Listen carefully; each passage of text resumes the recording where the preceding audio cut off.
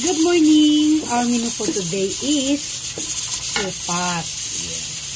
So, ganito yung pagluto. Chicken. Gista siya ng chicken.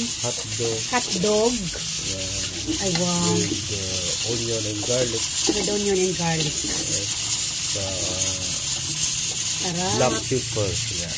With black pepper. Tapos, pag Then, naluto na yan, pag naluto na, i-add ang carrot and sayuti. sayuti. Ay, wow. Sa cabbage. Oh, sige. Oh. Cabbage. Naluto na yung noodles, pwede natin lang. So, pag naluto ng noodles, ilagay na yung ingredients na carrots, sayuti and cabbage. Yan.